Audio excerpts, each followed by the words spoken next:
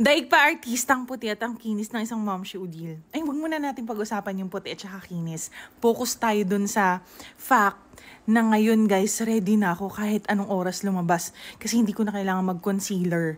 Before kasi guys, pag dadating na yung period ko, nag-acne ako. Nagpipimple ako, 3-4 na malalaki. Yung busog, ganun ako mag-acne.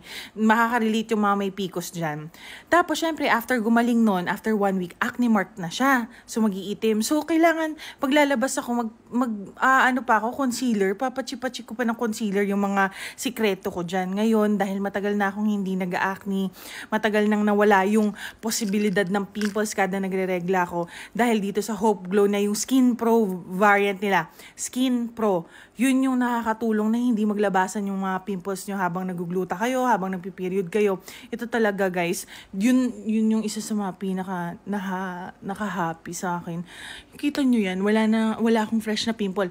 Dati, makikita ko ng mga followers ko, minsan nagla-live ako, meron akong pimple patch dyan, may tissue ko, na ganyan, meron akong cotton kasi nag-IL ako, yung inject ng pimple, kasi nga nagpipimples ako. Ngayon guys, grabe, wala na talaga. Kung gusto nyo isabay sa pagpapaglow nyo yung pag-iwas sa pimples, itry nyo to, Hope Glow Skin Pro.